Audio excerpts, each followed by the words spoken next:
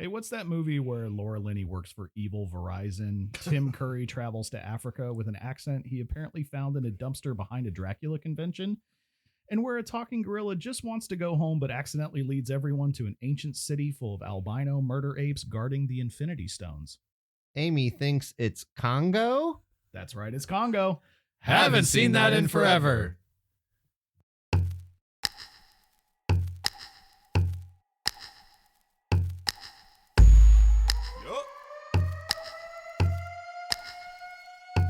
Do you like movies? Rep your whole crew, let Colin and Nels got some movie buff juice. It came out in 97, didn't get any better. Well, let's check anyways, I haven't seen that in forever.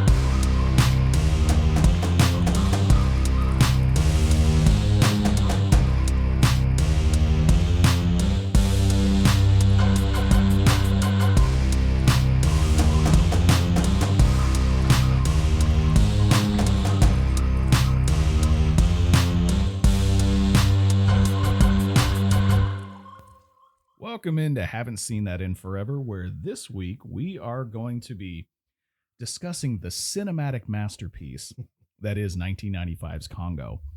How we doing, boys? I am doing very good. I am Romanian. Oh, you're doing Herkimer. Herkama Homoka. This is the first time I am hearing my own real voice. I have so many thoughts on that scene. All right, so let's dive into some of the background on this wonderful gem. But real quick, before we do that, let's talk a little bit about the relevant question of this week. Have you ever been on a safari or been to one of what we would call like the wilds, where you can see safari animals at a hotel resort in America? I'll jump in and no. To any of those questions. Unfortunately, I got nothing. I think I've always kind of wanted to growing up. And then when I became an adult, it got a little sadder looking at them where I was like, now I don't know if I want to. But a safari, you would be around wild animals. Yeah, I still feel like it's probably in their best interest to not have us be doing it. So Fair. I've been to like sanctuaries, like bird sanctuaries and stuff, but not in the wild. No. I have been on the Jungle Cruise at Disneyland several times. Not a good movie. How many times did you see it? I didn't like that movie. Not the movie, the actual ride. I know. I'm just saying I didn't like that movie. The one with The Rock. Was it? Yeah. Oh, yeah. Yeah, it's The Rock and Emily Blunt. I That's have right, seen yeah. that. Oh, It's- Emily Blunt. I Yeah. mean, she's all right, but that movie is not. Oh, yeah, The Rock. Jim looks at camera. And the Indiana Jones ride a little bit, too, has that vibe. Yeah. But no, an actual one, no. I haven't either, and I would really love to go to Africa at some point. I don't think that's in the cards anytime soon, but if anybody would like to send us to safari in Africa, we would gladly take your money. We can go We'll bless the live rains. stream the whole thing. I do. Yes, we can bless the rains down in Africa. I'll even listen to Toto on repeat if someone's going to send us to You are Africa. not going to sit here on this show and besmirch that song. Oh, song's great. On repeat going to Africa, though, just the plane alone, most people would succumb to insanity. I would get off that plane mid-flight if it didn't play Africa on repeat. Have you guys ever seen the music video? No. It's aged well. There are people throwing spears. Are they white people? No. Are they covered in flour like in this movie? Because I think someone dumped a whole bag of flour on those Covered in folks. flour. Yeah, if anybody wants to donate to our non-existent GoFundMe, send us an email, hstiffpod@gmail.com, and write us a personal check. We'd love to go to Africa. Not for this purpose. We don't want to go see killer gorillas, but regular ones. I mean, I wouldn't mind going to the lost city of Zinj. It's a lot of camping. I know how you feel about camping. That but sounds great. I'm not hiking up all those mountains to sleep in the rainforest. I will say that. That's not where the rainforest is. All right, how about what if Laura Linney joins us? I'm in. I will go wherever Laura Yeah, Linney says. If Laura Linney says jump in a volcano, you're jumping. Oh, for sure. You're saying how high? Nels versus the volcano. Oh, with good Laura laugh. Linney. Get out of here, Joe. Yeah. Okay. So is this the first time you've seen Congo? And if not, when was the last time you watched it? Not for the show. This is the first time I've seen it 2 days ago. Really? Yep. That's wild. Never saw it. Did you know about it? Had you I was heard? aware of it. Okay. Yeah. Did you read the book? No. Okay. Read book? What? It's a Crichton novel. Yes. Left to right, top to bottom, group of words together is called a sentence. No, definitely not. The first time I watched it was for this recording. I probably watched it a couple years ago, so not too recently for the first time.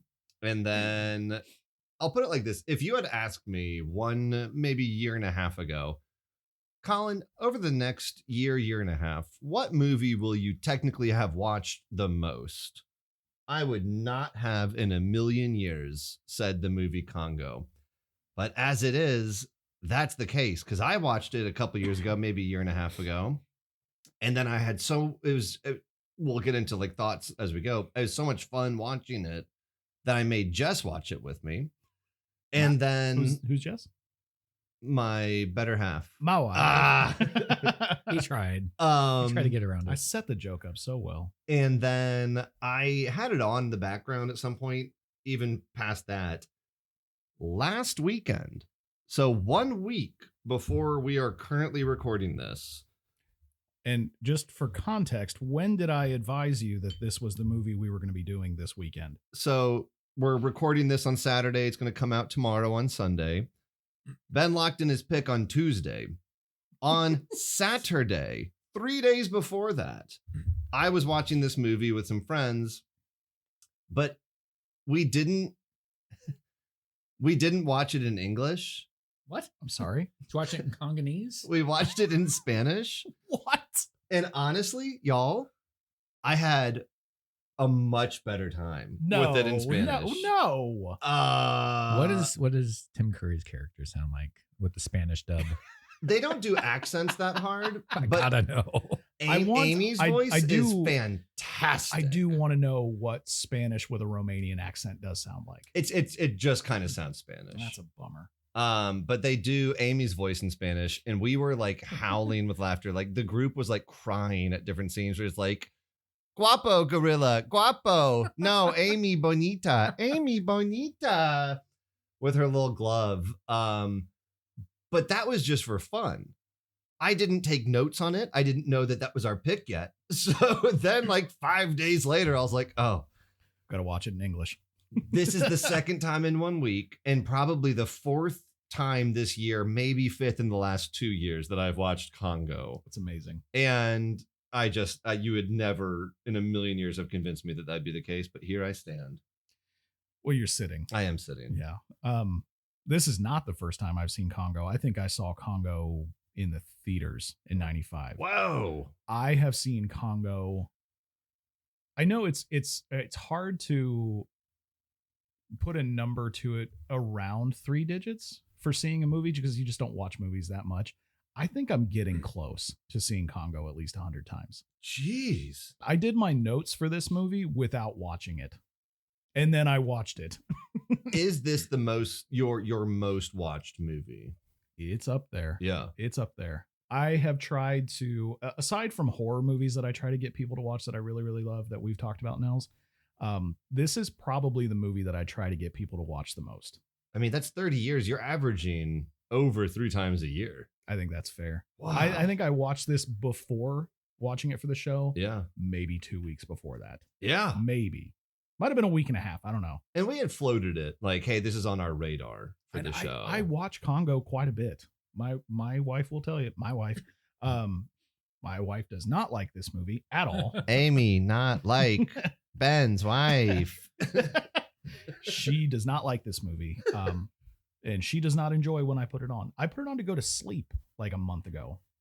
I'll give you like the first half to go to sleep through. Well, we'll get to that. But we'll get to that. Wow.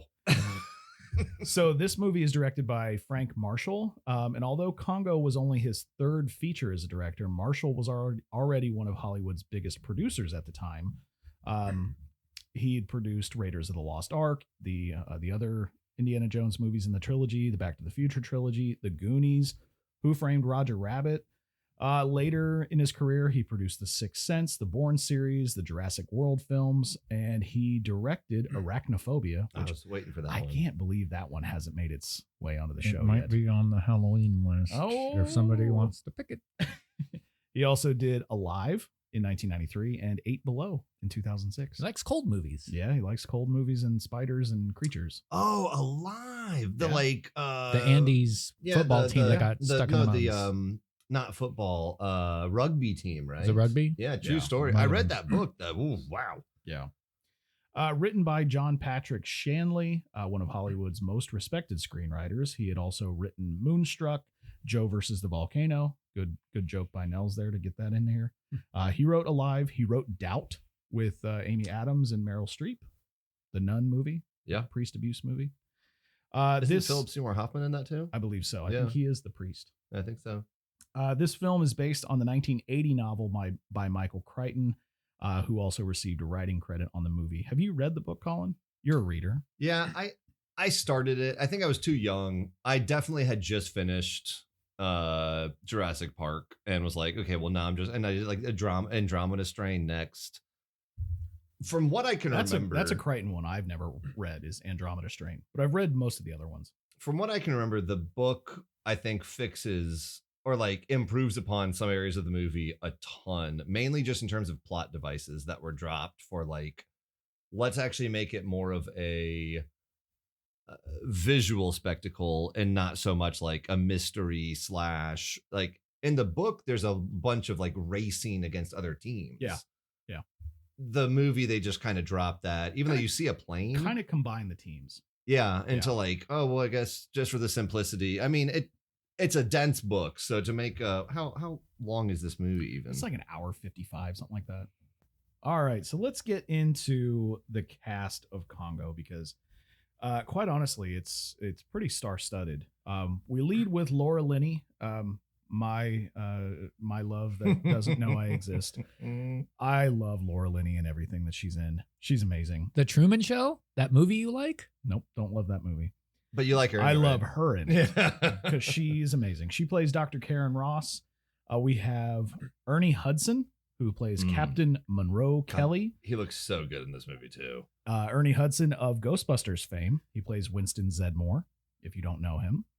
We have Tim Curry as Herkimer Homolka. What a name. What a name. Is he Romanian? He is Romanian. He's Yeah. He's making some choices on his accent. I don't think he's met a Romanian person.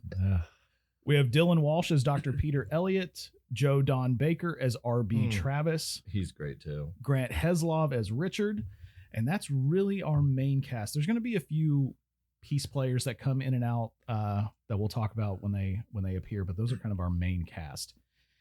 Fun fact, I don't know if you guys saw this in your research. Do you know who was up for the role of Captain Monroe Kelly other than Ernie Hudson and almost took it? Who? Nope.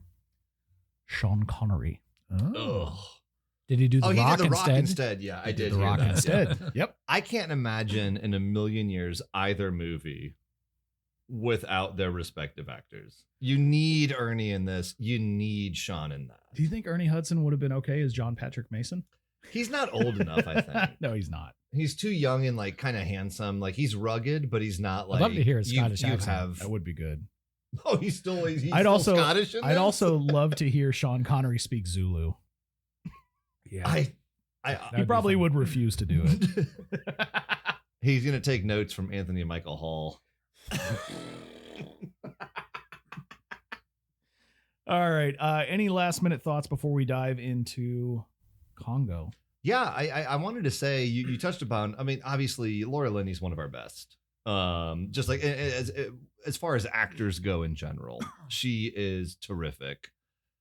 I think that her as a badass outdoorsman kind of type, like she's very rugged and everything, is exactly what I desperately wanted Meryl Streep to do in a movie we recently covered,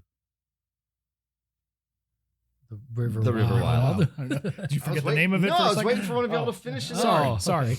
You gave it look like I was hell. like, No. I was like, how many street movies did we do? No, I Mamma Mia. I feel like she is both controlled and badass in a way that, like, in the face of extreme adversity, in the face of like chaos, that I desperately wanted to see from Streep, but instead she just kind of was out of place and supposed to be good and in control. But I think that Laura Linney's portrayal of this is like an archetypical, like, this is what I want to show to, I guess a prototypical, like, this is what I want to show to people and be like, that's how you play that role.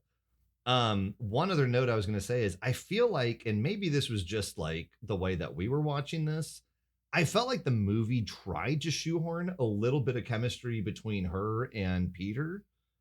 And I felt like I feel like it worked. I thought her and Ernie Monroe had instant natural chemistry. I was like, oh man, I want them to be together. I like the chemistry between her and Peter because he is clearly the prototypical nerd and she is clearly not. Even though she's very successful at what she does, she's not she's a doctor, but it's a doctor of communications. She's not a paleontologist or a primatologist like Peter is. Well, she was a company woman, right? She is. Yeah. Or Yeah. what? Yeah. For Travicom. Travcom. Well, I was saying like CIA company. She never worked for the CIA. I thought that's what they said. She was a company woman before Travicom. No, she says that she never worked for the CIA. Eventually she says it. They assume she did. Okay. Yeah. Well, let's dive into it because we open the movie on a safari scene with Spirit of Africa playing. I think it's one of the coolest pieces of music we've seen in a movie so far. Sung in Zulu. We see a hiking party, a safari and expedition hyping up Mount Mukenko, and we see them set up camp. And then Charles, we find out, is connected to Travicom via satellite. Played by I didn't write this down. Charles? Yeah. Bruce Campbell. Oh, right. Yeah. Army of Darkness? Yeah, all the Evil Sam Dead stuff. Raimi. Yeah. At first, I had to look it up. I was like, is this a Sam Raimi movie? Because he's in Sam Raimi stuff. Right. Every one of them, yeah. Yeah, I didn't clock that. Just My bad. a fun cameo. Mhm. He's quick in and out. Yeah, quick in and out. He's in a scene later. Well, he's a Well, kind of. quick in and then much About later out. 60% of him is in a scene later. We'll see. So we see Charles and his team set up camp on Mount Mukenko. He satellites into Travicom, which is the company that he works for. And this is where we meet Dr. Karen Ross, played by Laura Linney. There's not a whole lot of information given as to why he's remoting in, what they're doing there, until he says that he found it and advises Dr. Karen Ross, I found it, the chemically flawless blue diamond alluvium. Ooh. So it's not a true diamond, and we get the foreshadowing that that's what this encampment, this expedition is there for. They're looking for diamonds. And what they're doing with those diamonds, they're putting it in a laser that Charles then demonstrates by shooting a laser into a tree and catching it on fire. Some Dr. Evil bullshit. And Jesus. it's clearly a gun, but they're like, it's telecommunications. It's for communications, and I still, to this day, don't understand how a laser like that is great for communication, but color me stupid. Because of technology. Right. Tele, meaning phone. Well, this is, the internet is emerging here, 1995. So I think there is a lot of that kind of technical unknown on the horizon. You're seeing like that. The Net with Sandra Bullock came out this same year, of that kind of same thing. Of Good movie. Yeah. So I think that's kind of where that's at with as far as the technology goes. Of we got the internet, it could go anywhere. We'll do lasers on guns with But, like, diamonds is a possibility for And then communications. they'll put it on the head of a shark. Like, Yes. governments and like special ops had it for like 10 years at this point, though. So I think that's what we're supposed to believe. I did look it up. She did work for the CIA. She says, she goes with this wink and a smile. She goes, I didn't work for the CIA. And they said, if you had worked, what would have made you quit? And she goes, they're a bunch of assholes. And, like, and you weren't? And she goes, no, I wasn't. They go, okay, good. I believe that she didn't. But That's it's, according to the director. It's unclear. Well, We don't listen to the director. okay. This is a movie show about our But opinions. What I'm thinking is she probably had experience with this stuff before it was coming out, where it's like, yeah, it's telecommunications. I'm a telecommunications specialist. ... I'm going to use it as a weapon. Travicom pays better than the CIA. So we also get this foreshadowing scene where Mount Mukenko moves under the kind of rumbling of a volcano. So we know where they're at is an active volcano. We also find out that Charles is the son of Dr. Ross's boss, R.B. Travis. And we need to leave for an hour. I got to go find Jeffrey because he needs to share in the glory. Jeffrey is another one of the people on the expedition who actually found the chemically flawless blue diamond alluvium in a sand stream. and they want him to share the glory. So Charles is going to go get Jeffrey. Karen's going to go get Mr. Travis, and they're going to link back up in an hour. And Jeffrey played by a very young John Hawkes. I don't know who that is. He was Kenny Powers' brother in Eastbound and Down.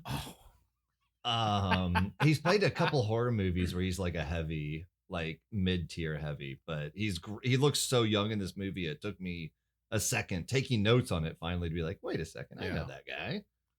So Charles leaves and finds Jeffrey, and Jeffrey advises him, hey, I've actually found something else, found something new. So takes him down an underwater passage they have to swim through, and they come up and they are foreshadowing again in the lost city of Zinj. They don't know that that's what it is at that point, but they're going to get another team to come in and explore it, find out what it is, what it has. And Jeffrey wants to go in and grab his pack. He left it inside, so he goes in to get it, leaving Charles outside the structure. And as Charles sits there waiting for Jeffrey, something is thrown at him. He picks it up, and it is Jeffrey's eye. Something has killed Jeffrey. And Oh no. do we? So we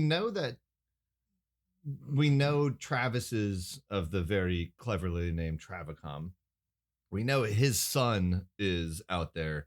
Do we know his son's relationship or former relationship with Karen Ross? Not yet. Okay. We are going to find that out because in an hour, when they're supposed to link back up, they turn the cameras back on. And what the people in Houston at Travacom see is everybody at the campsite is dead. Houston, we have some dead bodies. Yes. And Like 8 people. It's not like 2. It's like Right. a whole horde of dead people. everybody is dead. Just And- mauled. And they can't figure out what it was. They can't figure out what happened, but they see some sort of gray blur come across the screen, knock over the camera. And when the camera falls, it lands looking into the face of somebody dead. Karen is then sent on an expedition to find Charles. Hey, go check that out. Yeah.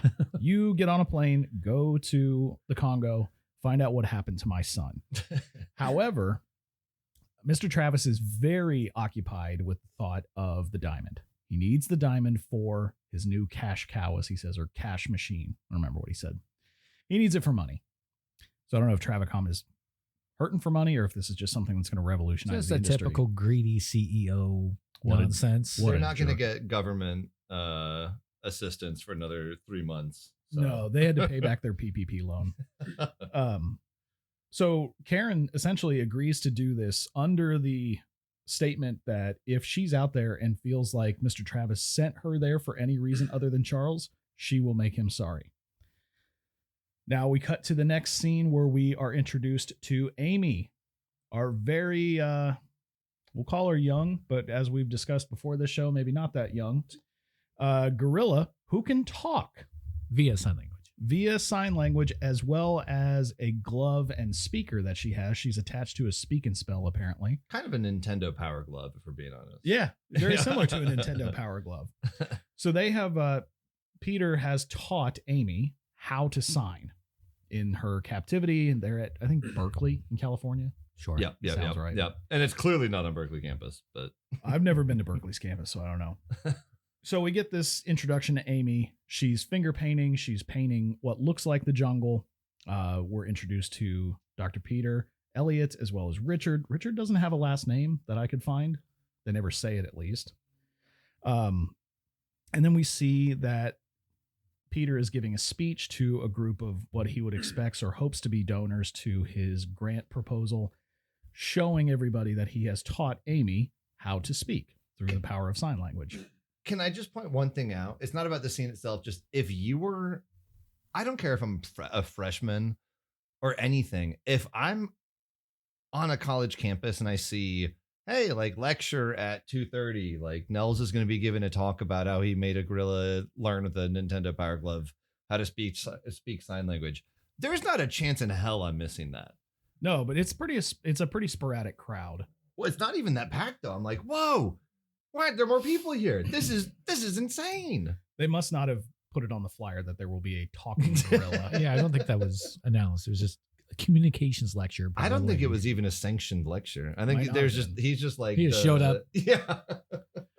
Well, and one of the interesting things about this scene is we see kind of the infancy stages of this technology. They show a video of a man who was born without the organs of speech, And they give him this glove. He's obviously been taught how to sign, and he signs and he says, "This is the first time I'm hearing my own voice." And the only thing I can think of when that's coming out of the speaker is it's not his own voice. No, they try to play it up like it's like someone who's super wearing emotional moment. I was like, I'm this wearing doesn't play. hearing aids and I'm hearing like my daughter's voice for the first time ever. And you're like, that's amazing. Or you put on those glasses that eliminate color blindness. Yes, And you can see color for the first time. And those moments, we've all seen videos of them. We're like, wow, how powerful.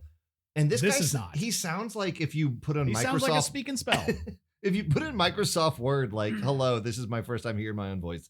And you highlight it and you click read. And it's like, hello, this is my first time hearing my own voice. And he is brought to tears by this. And he's like, it's really me. And we're like, it's not. It's not. It's is it, bro? Like, you can still hear other people. So in the crowd, we actually get another foreshadowing moment. We see Tim Curry in the crowd, and he has pulled a ring out of a book, and he flips the ring over. It's got a kind of rotatable top to it, and on one side is a singular eye. That cuts to an eye that Amy has painted in her finger painting classes. And that cuts to her having a nightmare. She wakes up growling, screaming, freaking out. And in the course of trying to relax Amy, get her to calm down, Peter makes the connection that, hey, what has she been drawing? Because when she was doing these drawings, she got better. She wasn't having nightmares. It's the jungle. She's painting the jungle. She wants to go home. So Peter makes the decision, we're taking her back to the Congo. Now we cut to Peter having lunch with what I assume is like the dean of his department or the head of his department. It never really says who he is. And he advises him, hey, we're taking her back. And the guy says there's not anyone on this planet who will fund an expedition with that goal in mind. And then Tim Curry pops up out of nowhere and says, I will pay for Amy to go home. College president, get out of here. I'm talking to Pete now. And we learn that he is Erkama Omolka, Romanian philanthropist, traveling the world and doing good. What a name. I just have to say it again. It's very Stan Lee because of the alliteration. Yeah. Erkama Omolka. Like, you think that if there was a sequel, he would develop ape powers and be the bad guy. He wouldn't be like, in the sequel. He actually, well, I'm saying, but he actually didn't die and developed like super ape powers and like led an ape army to fight like Spider-Man. I can see that. So with that in mind, now we have a philanthropist who's going to pay for this expedition. We go to the airport. We have Peter, we have Richard, we have Amy, and we have Mr. Homolka. However, Mr. Homolka cannot pay for the fuel for the flight, and it's $56,000, which, how did you run out of money already? We met you 2 days ago. You said you could. It's insane to me that he's like, hey, I'll pay for the whole thing. Like, literally Except a day the and a fuel. half later, he's like, ooh, boy, I feel like he might be a liar. You just think he just didn't want it. Well, what if they just said, okay, we don't have enough money, so he canceled the rest of the trip? What gave you that idea? Was it his lying? Yeah. Oh, It was the lying that tipped me off Yeah, usually is the. when he stopped saying true things. My name is John Homolka. Didn't you just say Herkimer? I mean Herkimer. No. However, who swoops in to save the day but Dr. Karen Ross, because she has been hooked up with this expedition by her boss, RB Travis, to be on their manifest, to be on their visas, because this is her cover to get into the Congo to find Charles. She ends up paying for the fuel. They get on the plane, and we are off to the Congo. We land in the Congo. Well, Central Africa. Before we land in the Congo, let's talk a little bit about what happens on the flight, because I think it's one of the more entertaining scenes. Amy's a little bitchy. She is. A little bitchy. She does not like Karen. She throws an egg at her. She calls her ugly. He's like, why don't we take your glove off for a while? Let's turn your volume down. Do you think that she's just like a little post-pubescent? Like, she's just like, I don't know when gorillas go through puberty. it says women are at their sexual height of maturity 7 to 8 years, and men are 8 to 10, or males. She is 7. So she's like at her peak. Just give her a cocktail. That'll calm her down. Well, ironically enough, that's what they do, because Amy says, Miss Amy, want green drop drink. and what is the green drop drink? Did you just give that gorilla a martini? She's allowed one. It calms her down. The funniest part is it's in a martini glass, which are Yes. notoriously sloshy if you mishandle it. Also, it's You're giving it to a gorilla. a gorilla could crush like And she's like sipping on the martini instead of just putting it in like a cup. Also, it's not a beer, and I love the detail where she throws it back. She drinks it in one gulp. Oh, she slugs it. But it's not, if I were to chug a full beer, I'm probably going to burp afterwards. She does burp. Oh, but if I chug a martini, I'm probably not going to be like, He kind of encourages it. He's like, he does the motion. He's like, come on, you got to burp, like burping an infant. Peter treats her oddly. He does. He does. There's a psychosexual relationship between them, in my opinion. I don't enjoy watching their interaction. I think Does that it make Amy, it better for you knowing that it's a person in the gorilla suit and not a real gorilla? Misty Rosas. Yeah. Does it make you feel better? I tend to allow my imagination to run wild where I'm watching a movie. I'm like, no, I believe that Amy's a real character, and so is Peter. And that's why I don't think Peter's an actual like employed professor. He's not a piece of meat. He's a primatologist. I don't think that he's a professor at the university. I think he just wanted to show off his like pet gorilla. I don't think he ever says that he's a professor. I don't know that he teaches. It does say doctor. Yeah, he's a doctor. It's a primatologist. Yeah. Yeah. He studies primatology. He's like, I got my doctorate in the drugs that the lady from Get Out used. Oh, jeez. I make Amy tea each night. So one other thing that happens on this flight is there's a mention of violent gorillas. And I think it's brought up by Karen. And Peter says, let's not perpetuate a myth. You know, the myth of the killer ape, the King Kong myth. And we get another piece of foreshadowing where I think it's Herkimer who says, are you absolutely sure there's not gorillas anywhere that kill? You don't believe in the myth of the killer ape. The killer ape. I'm sorry, Tim. Can we do another take where you just like just tone it down like 20%? Can you be from London? You don't believe in the myth of the killer ape. Okay. All right. Tim's gonna do 100%. He's all gas, no brakes. Oh, I love him though in this movie though. He's having fun with it. I think he does. He, Laura, and Ernie and Joe Don Baker know what movie they're in, and they're acting so fun with it. Peter Elliott, or Dylan Walsh, I feel like, is trying his heart out to be like, no, I'm a real character, and we're like, no, dog. Well, next we meet, I think the other really fun character of this movie. When they land in Congo, they meet Eddie, played by Joe Pantoliano.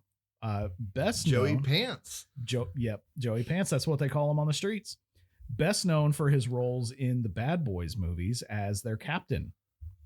Also in The Matrix, for what it's worth. I love him in all of his stuff. I did have to explain to people last week when I was like, oh my gosh, Joey Pants. Like, how much fun is that? And they're like, is that actually what you call him when you see him? That's what he went by. Oh, okay. That's what I had to explain. So when he was first like in his early 20s trying to like get on the scene, he thought his last name was a little bit hard to pronounce. So he was like, it's memorable, it's quick, it's easy. So he started going by Joey Pants, and it stuck. And like for the first 15 years of his career, he just went by Joey Pants. Joey Pants want green drop drink. Hey, Joey Pants want Will Smith to stop blowing shit up with Martin Lawrence. Well, he's around another explosion here because Eddie has been sent to meet them in the Congo. He handles transport and equipment. Asks the group if they need a balloon because it's on the manifest. They say no, but that's another foreshadowing event as well. The beginning of this movie is littered with foreshadowing. We don't know it at the point, but it's so much travel. It is. It's so many vehicular like modes. Yeah. So one of the other interesting things about this interaction is we see how violent the Congo is almost immediately because there's a car that explodes on the tarmac and there's guards running around with guns. And they're like, oh, they blew up the president's car. Oh, the president's car? Did they get him? That's the bad part. No, they didn't. Did our crew do this as a distraction to try to get through? I don't know. I feel like I think it's kind of, it rocks as a detail in the movie that it's up to you. It doesn't really address it. I choose to believe that our crew did this to then escape during the like pandemonium because they're in the back of the truck. They don't have proper IDs yet. Joey Pants gives them some stuff, but that's not for where they are right now. That's for later. He stamps their passports and says, wasn't that easier than going through customs? But like that's for the next pit stop where they get stopped again, and the guy's like, "Put down my sesame cake." Well, the second one is where they get stopped and captured, essentially. Yeah. The first stop is just getting out of the airport. But before they do that, we are introduced to Monroe Kelly, who is their guide, again, played by Ernie Hudson. And I think there's a really fun interaction where Eddie is advising the team, like, hey, Monroe Kelly is your guide, and he's very good, but he's very late. And Dylan Walsh says something to the effect of, I already hired a guide, Robinson Reynolds. And Eddie goes, Robinson Reynolds is a bird watcher. Do you have any idea what's going on in the Congo right now? The Kaigani have had it with Zaire, and they're eating people. You go in there with Robinson Reynolds, you're coming out somebody's bowel movements, which I thought was just a really funny explanation as to why he fired this guy. Question: the caption on the screen just says Central Africa. Are we officially in the Congo yet? We are in. Because it's unclear. We're not in Zaire yet. Okay. Because the border to Zaire is closed, as we find out. Because they get stopped. Once Monroe has joined them, they get in the back of the truck. Mm-hmm. They get out of the airport, and they're stopped again before crossing the border into Zaire. And they are taken into custody by Captain Wanta, who is played by the ever incredible Delroy Lindo. Yes. I love Delroy Lindo. He is so fun in everything I see him in. And he really spends the majority of this interaction he has with Karen and Urkema and Monroe to humiliate Urkema. He says he's good at he's intimidating. He's a big dude. He's got a mean look. And he says that Herkema is a rat that you should shake off your neck. He owes money to everybody everywhere he goes. It's just a fun interaction. He also tells the group, please have some of my coffee and sesame cake. He's really offended by no one eating his snacks. So Urkema, did you wait real quick? Would y'all have eaten that sesame cake? Yeah, it looked great. Yeah, it looks great. Are you kidding me? Give it a shot. Yeah, why not? You want to be rude? Yeah, I'd have been like, oh, might as well take half of it. But Urkema takes a piece and bites it, and it's immediate. He says, "Stop eating my sesame cake."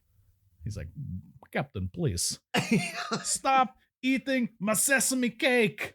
He spits it out. The accents are very I feel like those were pretty good. You did very well. They're very reduced. Captain, they're very please. minimal. Captain, please. That's a really good well, I don't know if it's a good Romanian accent. It's a good Tim Curry. It's a good Tim Curry doing Romanian with a mouthful of sesame cake. It sounds identical to that, listeners. Stop eating my sesame cake.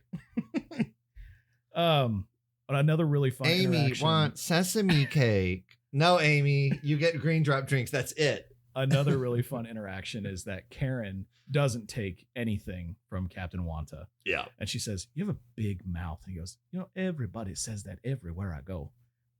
It's so fun. She and Monroe, the entire time, they are my compass in terms of, okay, if the two of them are saying to do something or not to do something, overwhelmingly, as a group, we know the two most competent people, the two most badass people, the two smartest people are saying to or not to do something. I'm doing that thing or not doing. I mean, like, I'm listening to them.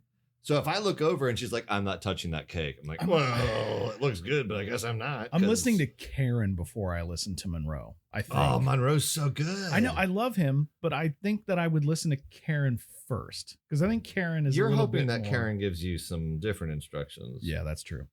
That is true.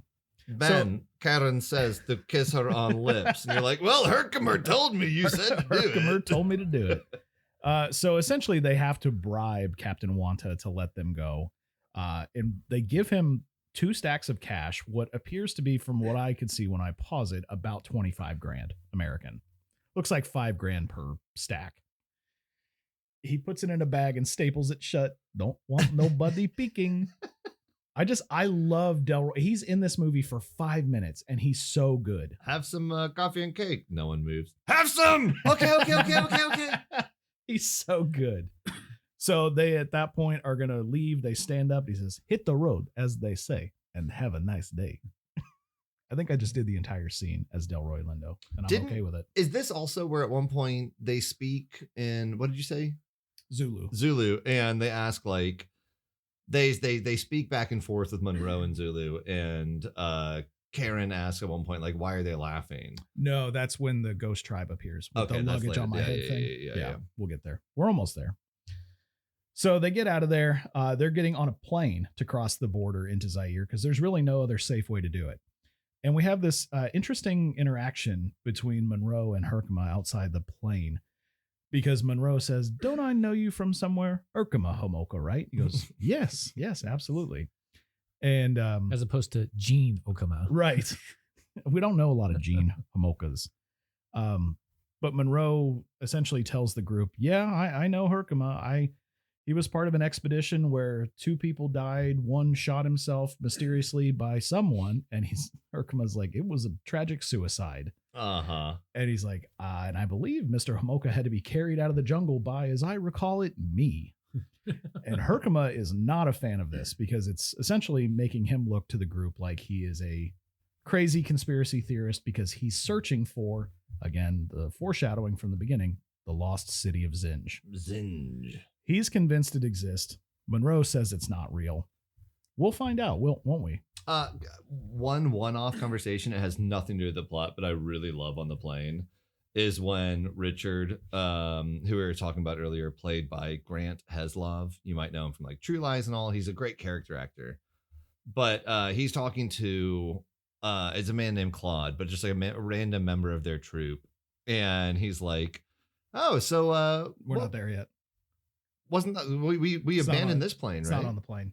Okay. That's right outside the structure. Again, seen it almost 100 times. There's like 18 forms of transportation in this movie. So are you talking about the Mbasa thing? Mm-hmm. Yeah, that's outside. Okay. Outside the structure. When we get there, you can do it. No, go. So they get on the plane, they're crossing the border, and once they get into Zaire airspace, they're being fired upon by rockets. Someone is shooting rockets at them. And in, I think, one of the more ridiculous scenes of the movie, they kick the door open and Monroe and Karen decide we're going to fire flare guns at these rockets. I like it, but it's ridiculous. I think they're heat-seeking missiles, so they try to like distract them with the flares. Is that why they never miss? Yeah, because they shoot them in front of them. I didn't know Zaire had this kind of military firepower. It's all very surprised. It's all from the ground too. Yeah, it's not from like a stationary vehicle or anything like that. The scene of Laura Linney and Ernie Hudson doing it side by side, though, that's when I'm like, why aren't these two like the leads of the movie together? Like, who cares about Peter? Was that your "we have a movie" moment? No, I don't know if this movie had a "we had a moment." I was so distracted instantly by Amy and Peter's relationship that I was like, I'm sorry. That's when you thought it. We have a like phub.com moment that like it'll be banned from most websites. Don't go to phub.com. Don't do that. And if you do, don't search for gorilla stuff. Don't look up Amy want green Peter drink. Oh God. So anyway, they are shooting these flares, they're hitting the rockets, and essentially they've decided we have to jump. And why do they have to jump? Because the pilot and co-pilot have already left. There ain't nobody left to fly the plane. So everybody jumps out of the plane, parachutes and all. Amy is strapped to Monroe. Can I say one awesome Karen Ross line? Go for it. To Peter. Go for it. Again, I think Peter's pretty pathetic in a lot of the movie, but he's supposed to be. Oh yeah, but the character, he's just so like, he doesn't bring anything at all to the table other than his relationship with Amy. So when he's just looking around and people are they're throwing cargo at the plane, they're jumping at the plane, they're doing all their own stuff, and he's just sitting there looking like he's like waiting for a bag of peanuts. And he goes, "Hey, why are they putting on parachutes?" And Laura Linney thrusts one in his chest and goes, "Figure it out." I was like, oh yeah. It is kind of a dumb thing for him to say. Well, I also just Laura Linney, I'm like, oh hell yeah. Take command. Also, don't take this idiot lightly. Let's go. There's really no reason at that point to indulge his stupidity. No. Because we have to get this stuff off the plane. We have to jump. And if you don't want to, you can get hit by a rocket. That's up to you, man. And in those crates are like 14 tents, like 6 rafts, enough food for weeks, a hot air balloon, countless auto machine gun turrets. Like these crates are going to save our lives for the next month of journey. Yeah. One other thing about this plane ride is we meet another bit character who's in not a lot of the movie, but he is fun, is Kahega. Love Kahega. You look confused. Who's Kahega? Kahega's the bald guy that knows Monroe. Oh, okay. What to Jumbo? And he makes the joke that Peter and Amy are husband and wife, which I presume that's at my expense. Yeah, dude. Of Which course it's at your expense. it lends to your theory that Peter and Amy are having some sort of inappropriate relationship. I did not like the way that Peter was like massaging Amy in multiple scenes, and Amy's in her sexual primate. I did it. And who do you have to give? You got to give credit to the rightful owner. Please. To my wife Jessica, that was her joke. Because And we it did landed. look up when the gorillas were like, she's really young. She's only 7. Yeah. Oh no, she's like. Yeah, that's in my Google search now. So thanks. Well, that joke landed, but this plane didn't, because once they jump out, the plane is actually hit by a rocket. It goes up in flames. They're all down on the ground now. Everybody survives the jump. After the jump, we see Karen utilizing a GPS tracker. She's trying to track Charles, and that leads them in the way that they need to go. So the interesting thing about this is now we have Karen kind of at a crossroads where we have 2 competing expeditions. We have Amy trying to go back to her region, the Virunga region of the Congo, and we have Karen trying to find Charles. So Karen links up with Travicom at this point. She talks to Mr. Travis, and he advises that his primatologist tells him that this is something new that they saw, the gray blur on the camera, but that it's gorilla-like. Now, at this point, Amy and Peter are play fighting. They're tickling each other, and Amy takes off and runs right by the camera, knocking it over, destroying it. So now Mr. Travis probably assumes Karen's dead because he just saw another gorilla-like creature run by a camera, and now the camera's gone. In fairness, Amy did not want another drowsy juice box from. No, she did not. Dr. Peter Elliott. She did not. So now we'll fast forward a little bit. We go through a few days of camping in the rain, in the forest, in the jungle. They're dealing with storms, animals, as well as one really unfortunately placed leech. Ooh. So Peter wakes up one Very morning. Stand By Me-ish. Yes, very much. Peter wakes up one morning and is freaking out because he has a leech on his Pepe.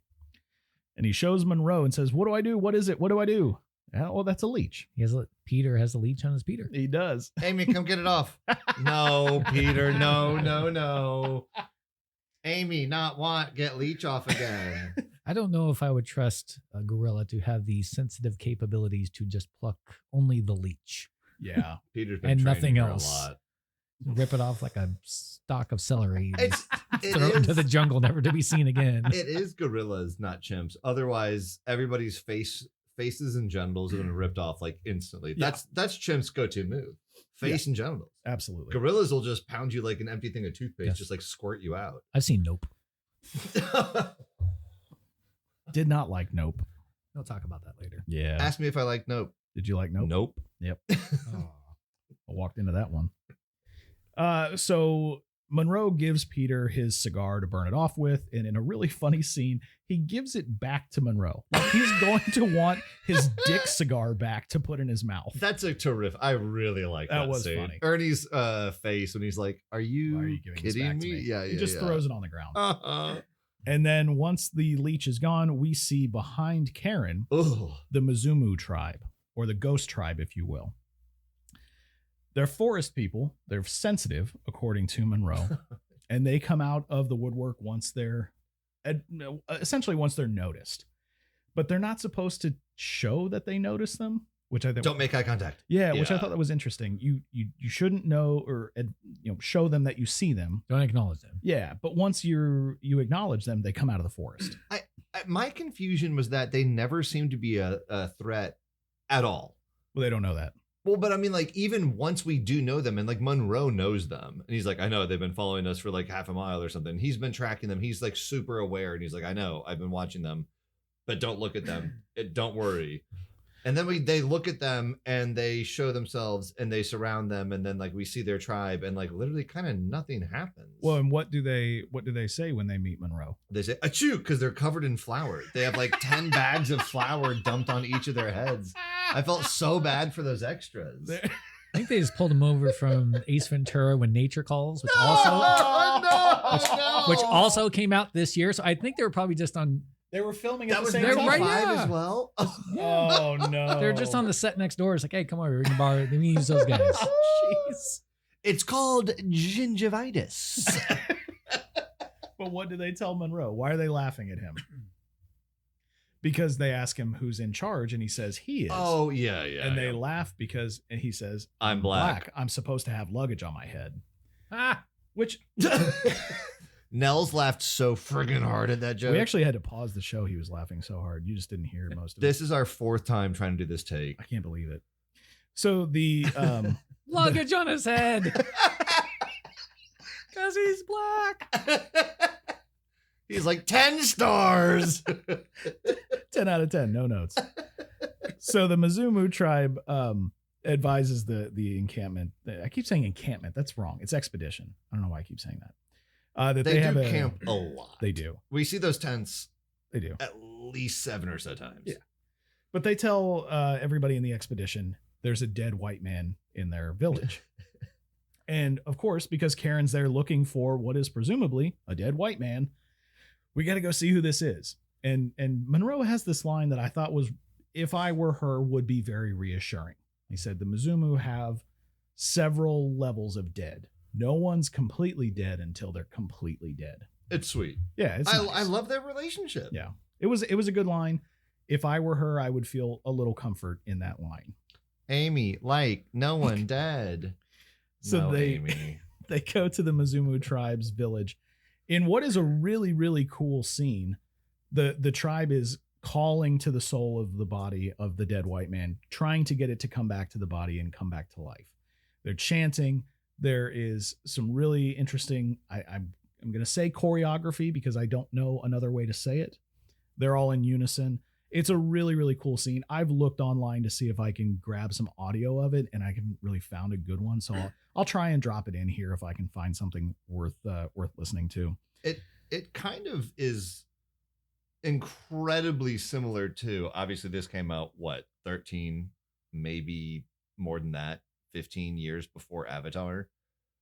But when they're all in Avatar, like chanting and plugging their hair into the ground to the great tree and trying to bring Jake back from the dead. It's a very similar scene with all these natives and a white man who's like invaded them, but also kind of a good guy. And they're dancing and singing around it and chanting. It works a little bit better in Avatar because they're trying to transfer his body into like a new Na'vi body. But Fun fact, Avatar is the only movie I've ever walked out of in the theater. which one? The first No, one. I know. It's one of the worst movies I've ever seen. I've seen it once and not since. It's not I had no good. interest in the others. It's not good. I got pretty tired during the was it Way of Water? When everyone's like, you have to see it in theaters because like it's such a They spectacle. spit water at you. Yeah, it's like those old like Disney like 5D or 4D whatever. Like the sheet rumbles and like spritz a little water, and I was like, oh, gross! I don't want that. Is that like gray water from like the roof? Yeah, it's not good. So Karen is brought to the front of the tribe because she wants to see the man, and it's not Charles. It is Bob Driscoll, somebody else with a Travicom shirt on. So they set him up. They try to revive him, and he actually does open his eyes and comes to consciousness until he sees Amy just hanging out in the background, screams incredibly loud, goes into what looks like a seizure, and dies. So clearly not a big fan of gorillas. Amy, kill man. Amy, not please man enough. Amy, make man die. Peter's like, shh, shh, shh, shh. Don't say that. Don't say that. Now we get kind of a fun scene where they're traveling upriver and the crew is all singing California Dreamin'. I think that was a fun scene. Yeah. I enjoyed that. And we need it, in all honesty. Yeah. Because it's not been like heavy in terms of like dark, but it's just been heavy in terms of like the lack of levity. Yeah. We're just like, oh, okay, we're getting to a plane. The plane's under fire. The plane crashes. Now we're on boat. The boat crashes. Now we're doing this. This crashes. It's kind of sad, heavy, sad, heavy, sad, heavy. Oh, we're rescuing this guy. Actually, he died anyways. Yeah. I'm like, oh God, please let's have a moment.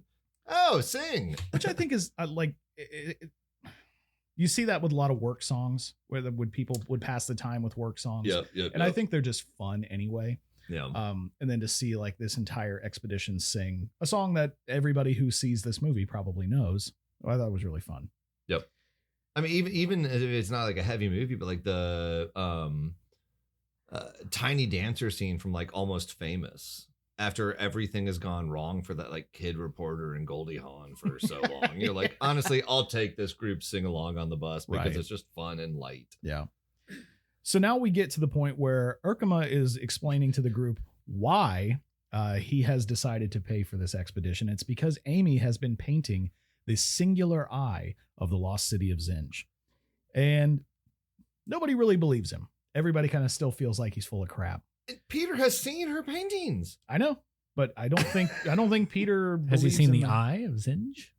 Well, she's painted like 1,000 of their little green finger paintings. I'm like, Peter, why wouldn't you stand up at this moment and for the first time in your whole movie be a hero and being like, that's true. Yeah. I've seen it too.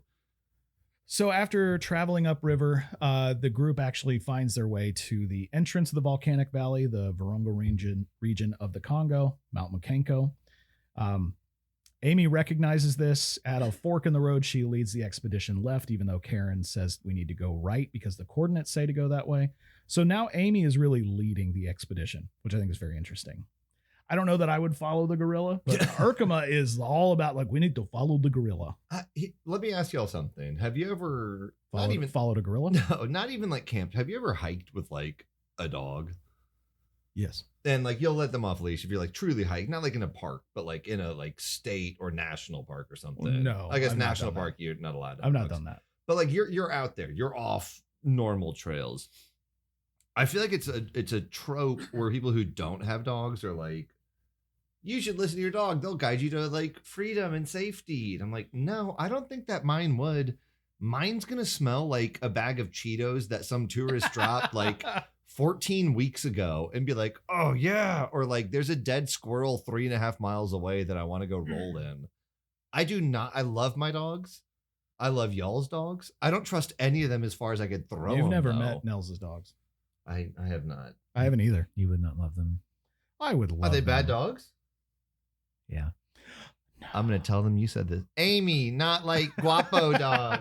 Guapo perra. Guapo perro. Lola would warm up eventually. Millie, no, just not gonna. What kind of dogs? 4 legs. Yeah. Lola is a Chihuahua Corgi mix, and Millie is a Schnauzer Terrier mix. I had a terrier growing up. They're great dogs. She's fun to. She's playful. This is a different terrier. Does she get? Does she get? She's not socialized moles? at all. Oh, like with humans or other dogs? Both. Oh, that's right. She's barely socialized I'm not following a dog in the jungle because I'm like, of course you're gonna find a me. dead body at some point. Yeah, I'm not gonna follow it to be like, this is the right way to go. Let alone Amy, who's like, I'm just running away from Peter. Isn't that what the dog in River Wild did? She like immediately ran up to the dead body. Okay, she did. Now that dog, Maggie knew what was up. Maggie was on another level. Maggie also cliff jumped with David Strathairn. Yeah. His name in the movie. I remember Silvaggio's Mr. name. Silvaggio's drawings. Was his name Cuck? Maggie, Silvaggio wants you to have sex with my wife. I don't know what to do about it, Maggie. The Wade Cuck? Is that was his name? Wade. No, Wade was Kevin Bacon. Kevin Bacon. Rourke was the kid. Magic hat. No, that was the kid's hat. Terry was John We remember C. everybody Reilly. but the stupid dad. In all honesty, like he's the that's worst. fair. He's the I worst. loved all characters except for him. Tom. Maggie, please jump in the water this one time. Otherwise, Silvaggio is going to fire me from the project. Welcome back to the River Wild episode that everyone clearly enjoyed. Okay, so now Amy's leading the expedition. They find themselves in a clearing and they actually encounter a wild silverback, which I thought was a cool scene. And it's scary. It genuinely is well filmed. It's scary. It's very, like, very scary. Because I think this is the only actual gorilla in the movie. No? The very last Amy area. Oh, with the other gorillas. Yeah. Okay. But this is clearly a real gorilla that they have in front of Peter. You mean like not a human, like not a me human. and a No. This is a real gorilla. And everybody but Peter scatters, which is hilarious because he's like, I think Monroe It tells is him, good fiscal comedy. don't run. He's like, I know, I've read the books. Like, I hope you have. You're a doctor. You're a primatologist. This is your whole thing. I feel like you should know that more than anybody. But He's just a janitor at Berkeley for sure. And he just has a pet gorilla that he But it has a zooms in relationship on with. Peter. He stays completely still. The gorilla approaches him, growls, shakes, pounds its chest, and then it leaves. Then we get the wide cut back, and everybody is gone And they're hiding except like, Peter. yeah. And they come out of the foliage, and he says to Monroe, he goes, "Where'd you go?" He goes, "Sorry, I ran away," which I thought was really funny. I loved it. And again, it was needed. It was the right call for that scene. Yeah, I agree. So they continue on, and they're getting closer to where they feel like they're going to encounter Charles, and they actually trigger Charles's perimeter alarm from his camp. They find the camp, no bodies, and they then discover the concealed ruins of the lost city of Zinj. Kind of looks like the temple of what was the Nickelodeon show? Legends of the Hidden Legends- Temple. Yeah, it kind of looks like Legends of the Hidden The Temple. purple parrots, Yeah. Yeah. the blue barracudas, Did old No Mac way. come out Wait, and how guide many the of way? these can you do? silver monkeys, the orange iguanas. Why silver monkeys is so disappointing not to be like maroon monkeys or maud Sorry, monkeys. did I say Maud? silver snakes? What did I Silver say? snakes. Silver snakes, blue barracudas, purple monkeys, orange lizards. Is that what I Orange said? orangutans? No, it was orange or no. Maybe. Is it not all alliteration? Red leopards, or red cheetahs. Look, unless Olmec is going to pop out and direct them to Blah, blah, blah, blah. I think To- that you to should now Zerge. put the beads into my mouth. So obviously, finding the lost city of Zinj, Ultima is elated. He's on the verge of tears. He's so happy they found this city. Monroe warns everybody, remain alert, but they're going to go in and check it out. Everybody goes in except a few people. And this is that scene that you were referencing earlier where Richard says, I'm not going in. I'm staying out here with Amy. And they're like, well, you're not staying by yourself. So they leave who? I don't remember. Claude? Claude. Yeah. And Richard, obviously. Smart move. It will pay off. It is so funny that he's like, what's your name again? And this random like red Claude. shirt. Claude. Oh, well, that's a very odd name from someone from where are you from again? Umbasa. Yeah, that's a very odd name from someone from Mombasa. Have you ever been to Umbasa? Then what do you know about it? No. Okay. It's like Richard didn't want to go on this to begin with, and then he's kind of getting crapped on by everybody throughout the entire safari, and now he's at this scenario where he's trying to just connect with somebody because he doesn't want to be there, and the guy's like, "Just shut up, don't talk to me." He has a happy ending though, so he does. So Amy wanders off. We cut to the rest of the expedition in the mines. They're looking around. They find the actual diamond mines, which is what they've been looking for all along. And on their way out, what happens? We see Richard running into the city, the actual temple itself, covered in blood. Help me! Help me! in Help me! psychosis. I don't know how Absolutely he's lost moving. He runs into the group. He says, let me go, let me go, let me go. They do. He falls over, dies immediately. And then we get our first look at the killer gray gorillas. So did he just die of fright like he's, the other guy? he's covered in blood. I think don't he died. know. He died of heartbreak. He witnessed Amy kissing Peter, and he thought he had his shot. Well, And he He could have died of fright because what the gray gorilla throws at them is Claude's head. he had made a connection with Claude. He tried to And make then he a watched connection with his Claude. his longtime dear personal friend Claude just get mauled in front of him. I will say this is His also. longtime dear personal friend. He's like, Claude was going to be the best man at my wedding as soon as I had a girlfriend, and then engaged her, and then also got married to her. Yeah. It's weird that he got that upset about an AI chatbot getting murdered. I'm but assuming he just died of fright like the guy earlier.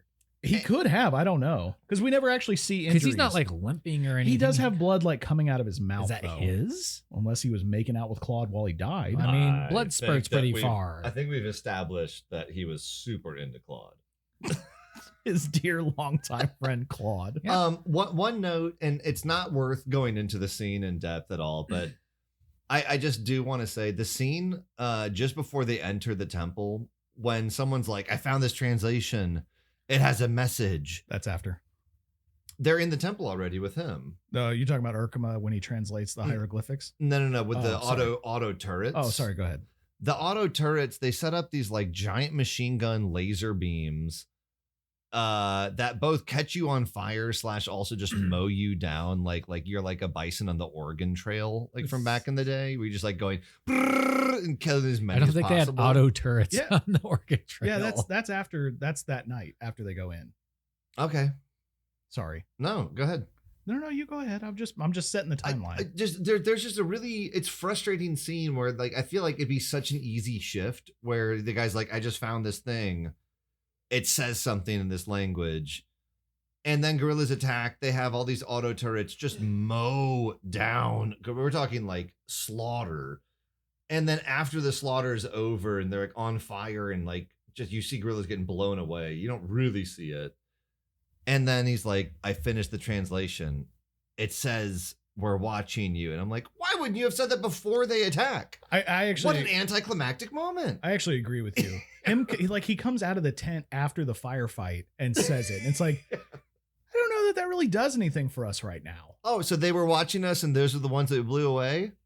Yeah, I get it now. Well, doesn't that they figure out what that translation means later? It doesn't mean they were being watched. Maybe not, but him telling them at that moment, I don't think does a lot for their safety. I would have the turret set up and him be like, I just finished the translation. It says, he's like, what was that? And he's like, we're watching you. Watching. And Who? like look around and like then they're like, oh shit. So Guapo gorilla. So after they have this intense firefight between gorillas and military grade turret guns, they say we're only a couple hours away from daylight. When that comes, we're out of here. Yep. Which I get to a degree, but I'm sorry. I'm getting out of the city limits of Zinj before I'm setting up camp. I'm probably using a lot more of those lasers that just light you on fire. Yeah. And like, there's not much they can do about that. Yeah. I mean, not a ton. Even if we run out of ammo, use the like lasers that light their fur on fire and they kind of just like slowly suffocate. It's an odd decision to stay in like just outside of the entrance to the city. In Romania, apes give you diamond. I thought that maybe it'd be easier. Apes give you diamond. So we get to daylight, and what do we find out is Amy and Urkema have disappeared. They have pieced out, and we don't really know where either of them went. We do get a screenshot of Amy with the other gorillas in the Virunga region of the Congo, so we assume she has found her family, her cousins, brothers, sisters. Good. Mother. Yeah. Yes. Oh my gosh. Yes. Finally. That's where she should be. Honestly, Herkimer, love you, dog. Don't give a shit about you, dog. Amy, go. However, the group feels differently. Yeah, I know. Because I know. Peter's like, we got to find my gorilla. First of all, he doesn't call her Amy. So wait, you might say they're chasing Amy. Hey, Kevin Smith's in here. There you go. So Also brings us back to The Rock because that was Mallrats. Never mind. yeah, that's true. Yeah. Very different movie. But so Peter's saying we got to find my gorilla, which I thought was weird because he's called her Amy the entire movie. He's never said my gorilla. My gorilla. And Monroe says people first, then gorillas. Do you agree? Absolutely not. Not this people. No, not Herkimer Herkimer. sucks. Also, if I found out that Amy was like, hey, by the way, I just left. Yeah, Irish goodbye. I threw my Nintendo Power Glove and backpack off. I don't want to get like in this psychosexual relationship with my professor anymore. I'm on my own. I'm living in the jungle. Still don't believe that's what's happening. I'm cheering for it. I'm like, yes, run, sister, run into the wind. Like, get all the spirit behind you. Get out there. And they're like, no, let's get Herkimer and then we'll kidnap Amy again. Like, what did you say? He's like, we'll rescue. Well, we have to find her to just give her back to where she is. We're there. Yeah. We are at the place we were trying to take her. Isn't Peter's whole kind of point to bring her back here? I thought so. And he's like, there's a couple plot points a where I'm kennel. like, it just doesn't make sense in the grand scheme of things. Either way, they go searching for Herkimer, however you want to say it, in the actual mines. There's an eruption of the volcano that causes a lot of the interior walls to start to crumble, traps them inside. They're looking for a way out. They find themselves in the mines with all the diamonds. I'll say this too. I think that it's a really good detail to get a ticking clock, because with how many we've been in the air 2 or 3 times, we've been on land multiple times, we've been on the river multiple times. We need something to kind of like click us along to be like, oh, I mean, we can't just do this ad nauseum. There's a reason that we got to run now. Yeah, I thought the volcano, whoever came up with that in the writer's room, they deserve a raise, because they're like, all right, let's pedal to the metal. Yeah. Also, we only have this much time left. That's the time. It wasn't we have a movie on our hands time, but it was the okay. So close. Like from here on out, like, okay, now we're really cooking with grease. So they're forced into the mines because of the start of the volcano beginning to erupt. And in the mines, they find all the diamonds. Herkimer is reunited with them because he can't find a way out. And he runs into them and just, well, I'm so glad to see you. That was more Arnold than Romanian. Hey, Adrian, I didn't know you were coming here. It's so glad to see you.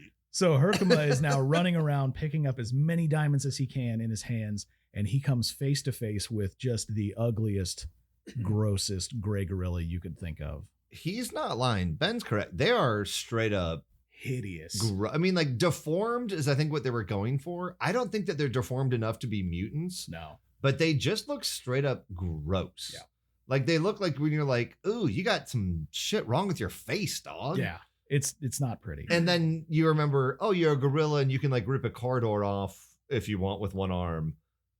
So you're gross and well.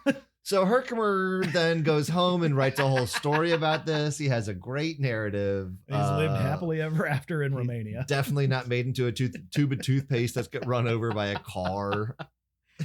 So after coming face to face with this just ugly as homemade sin gorilla, he is attacked by a whole multitude of gray gorillas, and he is on the ground and they're circling him. He knows he's dead. Like, that's got to be a terrifying feeling to know you've got just a few seconds left. I would have probably tried to roll. Why doesn't he like yell for help? I thought the same thing, because they all had their backs to him. They were looking the other way because they were trying to find a way like, hey, out.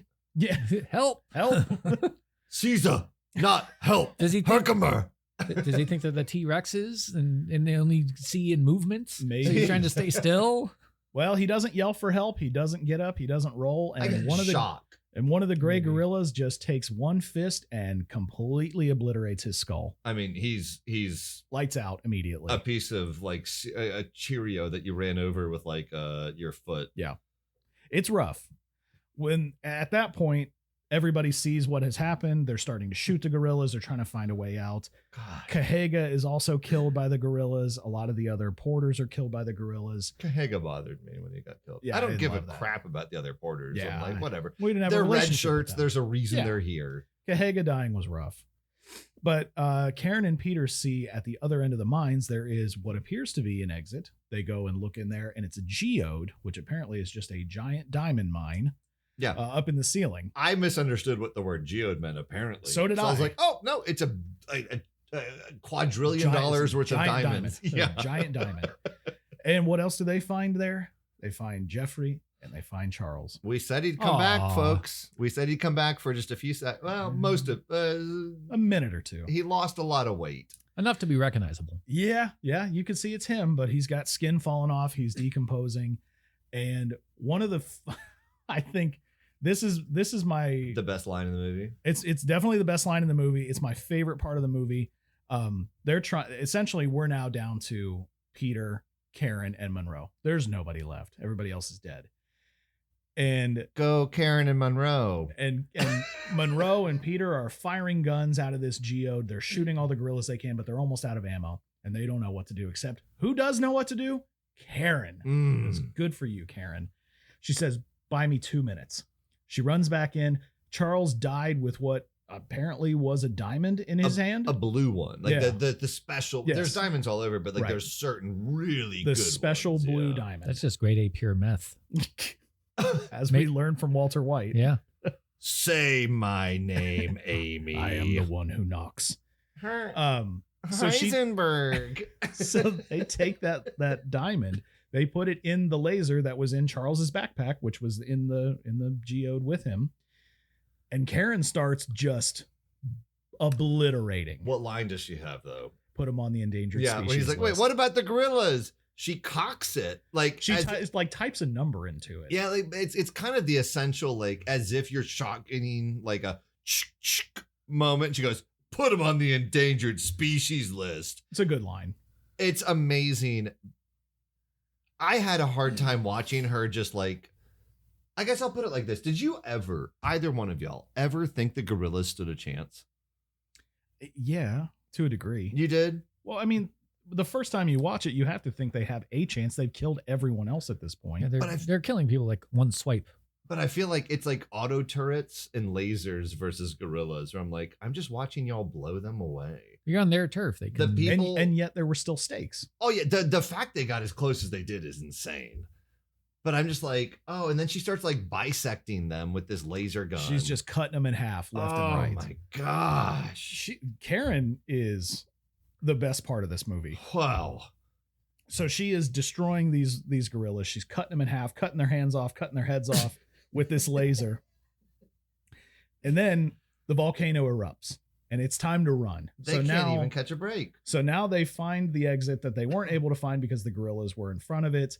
They get out, but what we see is magma filling the salt mines, and all of the gorillas who weren't killed by the laser essentially are just diving into the lava and burning up. It's rough. It's a little rough. It is rough. You've seen gorillas get shotgunned, sprayed down by assault rifles, cut in half by laser, and now you're seeing them like running away from lava and catching on fire. Yeah. So Peter, Karen, and Amy and Monroe escape the mines. Peter has a kind of an emotional goodbye once they get outside. She goes off with her family. She's home. That's what we wanted to begin with. Peter, Karen, and Monroe get into the hot air balloon. Chekhov's hot air balloon, y'all. the Wizard of Oz over here. Yeah. And they fly off into the sunset. Whose idea was it when they were like, no, we don't need that? And they did it anyway? Well, Karen was like, Eddie asked her, do you really need a balloon? And she goes, I most certainly do not. Yeah. Oh, Eddie. But they kept it. And while they're in the air, Karen hands Peter the diamond and says, or before they do that, sorry, we missed a part. So Karen has one more interaction with R.B. Travis, Mr. Travis, Charles's father, before they get on the balloon, and tells him, unfortunately, Charles, he was killed. Where's the diamond? And that's exactly what he does. That's his response is, did you get the diamond? Your son dies. Did you get the Screams diamond? it out He of her. does. And she says, do you remember what I told you? Mm-hmm. If I thought for 1 minute you sent me here for any reason other than Charles, that I would make you sorry. And she says, if I put that satellite's coordinates into the laser, it knows its phone number, doesn't it? And he kind of figures out what she's going to do. She hangs up the call, puts the number of the satellite into the laser. It raises up and she goes, this one's for you, Charlie. Fires the laser, satellite destroyed. Now, which I think she's going to go to prison for. I'm pretty positive. I lost Wi-Fi for a few days and it really killed me. In 1995? I used to be, when I was like 4 years old, I was a subscriber to Travicom and it really bothered me. No, this rules. I also feel like the laser passes through the satellite, which kind of tells me it passed through the jungle when Bruce Campbell did the test earlier. So like, how much insane damage to the jungle did he do? Just one laser blast. But it just passed through everything. It's like a lightsaber. If like you drop There's it, just like a hole through the jungle. That's actually a good point because I've thought about this since I was a kid. Like, you know how you can put a knob on something that shoots a stream out and you can kind of raise or lower how far it goes? Yeah. That's always what I assumed this laser had on it. So you could determine the length of it by that knob. I don't know if that's true, but that's what I assume. I'm thinking like if I were to So like set it to 10 feet and it's only 10 feet. I can mow everything down in 10 feet. But if I'm holding a lightsaber and like I turn it upside down and I drop it, I mean, does it just pass through the Earth's core? Does it just go? I think it would have to. Does it just go forever? And like, then does it go into space after that? Yeah.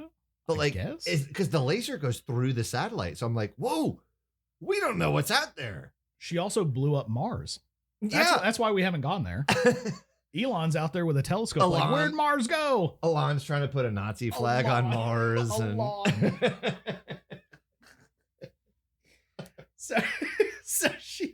So Karen blows up the satellite. The three of them get on the hot air balloon, and she hands. I don't like this because I would have liked Karen to do it herself. I wanted her to give it to Monroe. Well, that would have been better too. She hands the diamond from the laser to Peter and says, "Throw this away for me." And he goes, "You sure?" She goes, "Yes." And I got to tell you, Dylan Walsh gives the most limp-wristed, wimpy throw I've ever seen in my entire life. This is foreshadowing of Titanic. The end of Titanic is what it is. I couldn't agree more. I half expected him to like drop it out of his like back throw into the. I know this is an audio medium and you can't see what we're doing, but if you're listening right now, I encourage you to do this. Put your arm straight up like you're going to throw something and let your wrist go completely limp and then just whack your hand forward. That is about the force with which he threw it. Do it at 20%. And that's actually. You don't even have to do it 100%. But it's just a weird looking throw. I get why she didn't bring it back because Travicom would become. I'm okay with that. Whatever. I get why she didn't. It would have made more sense for her to throw it, right?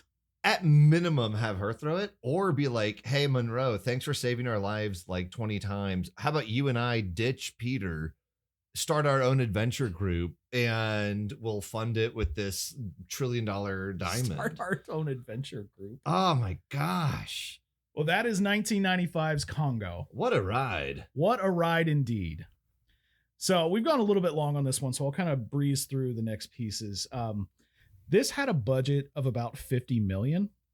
Domestically, it made $81 million, and internationally, it made $71 million. It did pretty well. Worldwide total, $152 million. Opening weekend, it still did $24.6 million. It made half its nut in the first weekend. It probably eventually made it, because what's the rule, like 3 times or something, like including and budget. Despite its reputation, Congo made roughly 3 times the production budget. Yeah. So it was a fiscal success. Critically, not the biggest warm reception. On Rotten Tomatoes, it has a 23% from critics, a 29% from audiences. That's lower than I would have expected. Yeah. 5.3 out of 10 on IMDb. Cinema Score gives it a B. Critics generally praise Jerry Goldsmith's score. I thought the score was meh, honestly. It was kind of stereotypical. Like, I use the following phrase, and this is a bit subjective, but like it's kind of a Key and Peele score where they're like, okay, we're going to film a scene in one of our sketches in the Middle East. And all of a sudden you just hear like people like, and honestly, I think that Dune, the modern remakes, are very guilty of this as well. Like, yeah. You're like, oh, that's very simple. It's on the nose. And I think that's why it's simple. And you hear like bongo drums and like a group of like 10, like, I think they want us to think African singers, but if we're being honest, I feel like they're probably just the opening scene. That Spirit of Africa song is done by a guy named Lido M. I can't remember which one.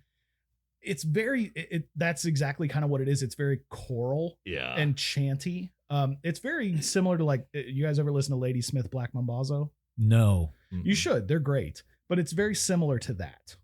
I love Jerry Goldsmith products for the most part. I do too. This one was just kind of meh to me. The score was maybe one of the weaker points. I agree. It didn't deter me. It didn't distract from the plot. No. But it was just like, okay, kind of roll your eyes. Like, of course they would do that here. The cinematography also was praised. I think it is a visually, aesthetically pleasing movie. They loved Ernie Hudson's performance. They actually really loved Tim Curry's performance, which I think Tim Curry's performance is kind of cartoonish. I think he had fun with it. He had a blast with it, I can tell you that. They do criticize the tonal inconsistencies, the screenplay's departure from the novel. It's not very similar to the book. I've read the book, and it's not that similar. Some of the visual effects and animatronics, 99% of the gorillas are people in gorilla costumes, and it is noticeable from time to time, not all the time. And it's kind of unevenly paced. I will give it that. That's probably the nicest way to put that. Yeah. It's unevenly paced. It was up for a bunch of Razzies. And for those who don't know, the Razzies are the Golden Raspberry Awards given every year to the worst movies, unlike the Academy Awards. I don't really care for that when we're talking about Congo, but I guess I understand It to is a what it degree. is. I'm not saying you have to agree with it. I'm just saying they were up for a bunch of them. I think they were last brought up on the show in regards to the Flintstones. Probably. That one Because I understood. I think Rosie was nominated for a Razzie, and it might have been like the screenwrite was updated. Maybe just the movie. I don't know. Yeah. I thought it was for worst Dictabird. Fred, you've got to be more precise with me. I gotta say, of all the episodes we've done and all the impressions that we've done, your Dictabird might be my favorite. Amy like Collins Dick the Bird. Amy, not like when Dictabird drink and Peter have relation with Dictabird. Oh, jeez. Okay. So some other pieces. This was actually in development for almost 15 years. Obviously, the book came out in 1980. Hollywood immediately wanted to adapt it. Problem at that point was technology, which I don't really think they solved the problem of in 1995. Well, I mean, Harry and the Hendersons came out well before this and was quite good as far as I'm with you. portraying a live primate. I read that they wanted to delay it a few more years because they wanted to do CGI gorillas. I don't think that the gorillas were the problem. They didn't look great, but they didn't look bad. No, they looked gray. Yeah. Gray. I thought the gorillas were actually okay. It was one of the better people in a gorilla costumes Yeah. that I've seen. It's more so when they are doing the action of a gorilla that you can tell more so than just looking at them. Like they're kind of running, but like pounding the ground with their arms a little bit. I feel bad for those actors. That's an uncomfortable position to be in all day filming. Yeah. They probably have like little stilts on their hands though to extend their forearms. Probably. So obviously this is coming on the heels of Jurassic Park. Universal did both of these movies and they essentially wanted to fast track this to be Jurassic Park, but with gorillas. They marketed it as such. They're like, from the people who brought you Jurassic Park. Yeah. Michael Crichton was involved, not super heavily. He was on set. He gave some notes, but he really kind of let them adapt his screenplay or adapt his book into a screenplay, which I think is fine. I'm okay with that. I don't think everything has to be completely true to the book. Yeah. I think this one strays quite a bit further than a lot of other books, but that's okay.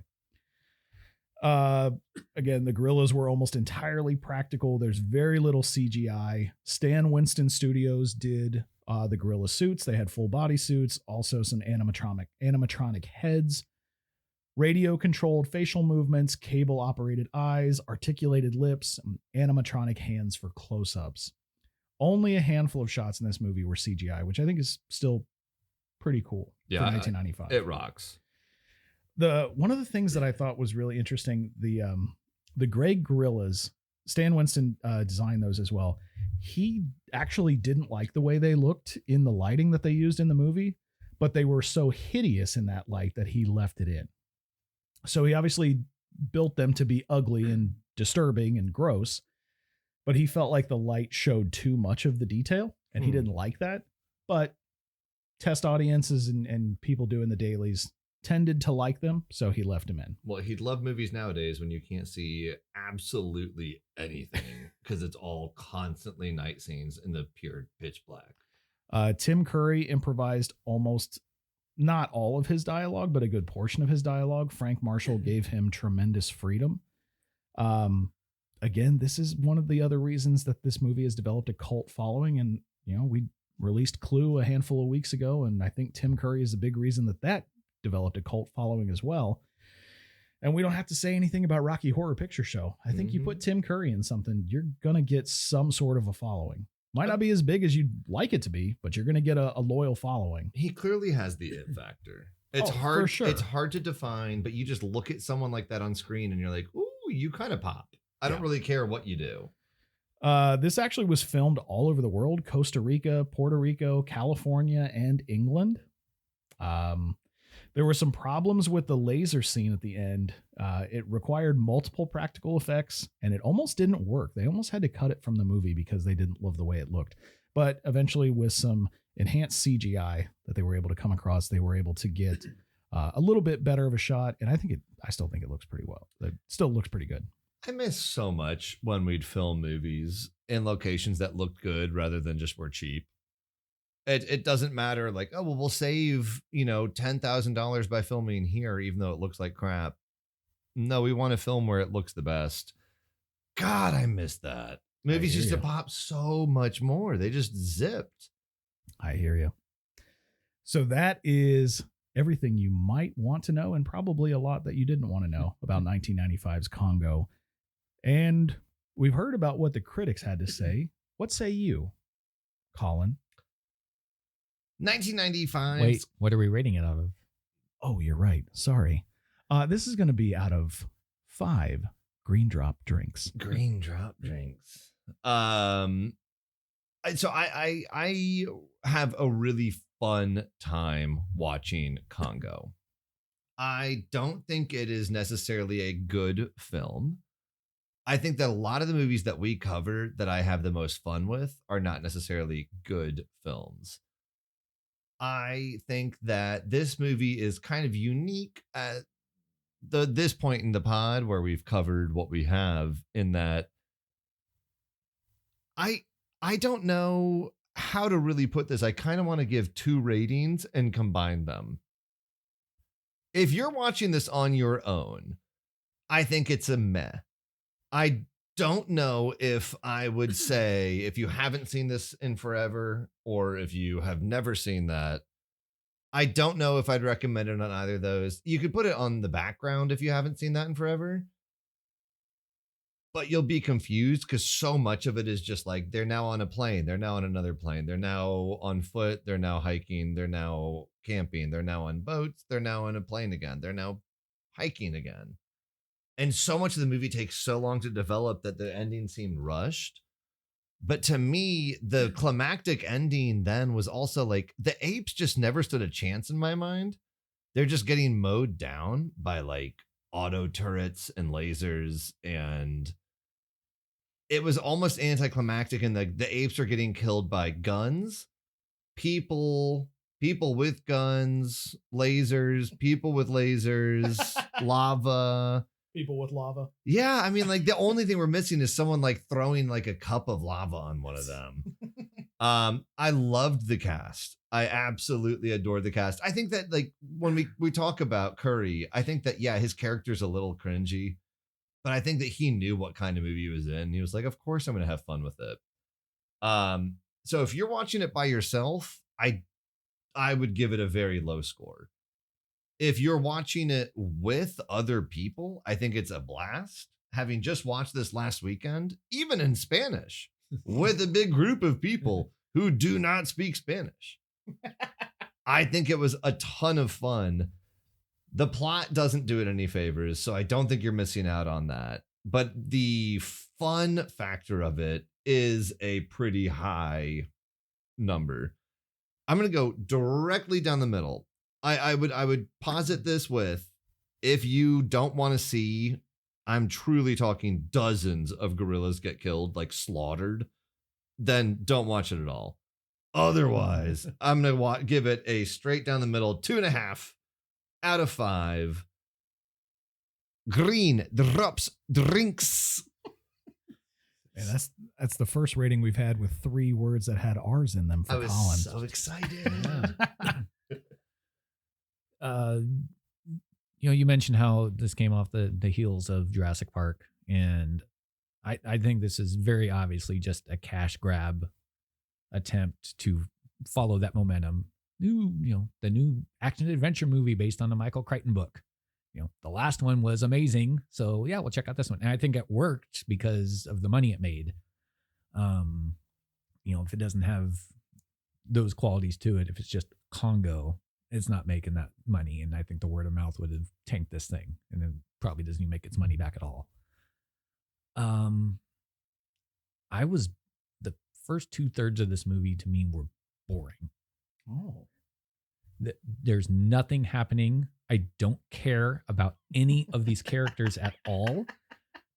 Not even Amy. None of them. Even though Guapo knows. Even though Peter is apparently taking advantage of her sexually, according to Colin. It's I think it's according to Frank Marshall. and the first movies the first 2/3 of this movie, it was going to be 0 out of 5. The last half hour of the movie, it finally delved into the kind of so bad it's good territory that I think if you go with that going in, like Colin said, maybe it's a little better. But it's just so over the top, and you're just like the absurdity of it all. You kind of embrace it a little bit. Tim Curry, he's a global icon, but this is one of the 5 worst accents ever put on the silver screen. It's just the second he kept them, please. This is the first time I've ever heard my voice Romanian accent. To be fair, I'm not traversed in accents and Romanian dialogue, but man, the second he opened his mouth, I was like, oh, child, what is this? Dylan Walsh is just, you could have put anybody in this role and I don't think it would have mattered. He brings nothing to that character whatsoever. Ernie Hudson's great. He's the best part of this movie as far as I'm concerned. Laura Linney's fine in all sorts of ways. The ending saves it a little bit, but if you haven't seen it in forever or haven't seen it at all, you can just throw on the last half hour of this movie and be fine. You don't even need to watch the first hour of it. I'll give it 0.75 green drop drinks. Wow. I'll just have the olive. Yeah. Just the olive. Yeah. I like it. You know, I'm actually not surprised because anytime I suggest this movie to people, they tend to not like it. I love this movie. There's a nostalgia piece to me because I saw it when I was a kid and I really enjoyed it. But again, I saw it 2 years after I saw Jurassic Park, so there's a childhood attachment to it. I like action adventure movies where there's a clock, like you said, Colin, a ticking clock. Words are tough. I don't love Dylan Walsh in this movie. I think it's clear that he is the wettest of wet blankets that's ever existed in a movie. I presume that you're talking about me, Ben. He's worse than Tom. Now, was that, see, I can't even tell if you're doing him or the robotic Amy voice. You thought I was doing either him or Tom from River Wild. You thought I was doing either. There's a reason that. There's a lot of whiners in the movies we've done recently. He is, but at the same time, I kind of buy him as a whiny scientist because I don't know that a scientist, especially that's been cooped up in academia for a number of years, would actually thrive on an expedition like this. Ernie Hudson is the best part of this movie. You're 100% right. I think Laura Linney is 1B. I think Laura Linney is great in this movie. She's great in everything. And I understand what you're saying, Colin, when you talk about like she's what we wanted Meryl Streep to be in The River Wild. I didn't hate Meryl Streep's performance in The River Wild nearly as much as you did. But I get what you're saying, and I think Laura Linney nails it when it comes to this movie. I like Richard. I think Richard's a fun character. I buy his consternation about being there. He doesn't want to be there. He hates everything about it. He's a constant complainer, but he's not a whiner. He just hates everything. I buy that. There is no character development. So if that's something that you enjoy in movies, this isn't the movie for you. It's kitschy. It's cheesy. It's over the top. It's ridiculous. It is fun, though, in my opinion. I have a good time watching Congo anytime it's on. I will put it on a couple times a year at least. My wife hates that. Yeah. With that being said, I can be realistic in my rating. It's not a 5. It's not even a 4. This is a 3.75 out of 5 green drop drinks for me. So not the best, not the worst, a little bit better than average. But you will have fun watching it, in my opinion. We're not pounds of sugar. We're primatologists. Oh, that's right. It's not piece of meat. It's a pound of sugar. Yeah. Yeah. If you haven't, in my opinion, if you haven't seen this, I would check it out. You may hate me for it. And if you haven't seen that in forever, go back and give it a watch. See what you think. If you are going to have a bad time watching gorillas get killed, that is the only time that I'd say, like, for sure, don't put this on. They do not look like real enough gorillas, I think, for that to be an issue for even the most staunch Or animal activists. how about this? Pete is okay with this movie. If you have ever actually found a monkey's paw and had wishes on it, and they went badly, as wishes do on a monkey's paw, and then you just don't ever want to see like a severed monkey hand again, then don't watch this, because there are a few of those severed monkey hands. More than a few. Okay, so that was 1995's Congo. Get at us on our socials, hstiffpod@gmail. We're on Facebook, we're on Instagram, we're on TikTok. We are gearing up for October. We still have not checked the results of the poll we put out last week. We're gonna check those results. We may put it up again, see if we get any more results. We're trying to figure out what to name it. But also send your suggestions. Send us an email. Get on us at socials. I don't know why I'm talking anymore. Amy on the gram. Caesar, want you follow Amy on Instagram. It might actually be an Instagram for Amy the gorilla. Probably. We probably don't want to see it. I don't want to look. All right, guys. Talk to you next week. Hope you enjoyed this episode. We'll see you later. Bye.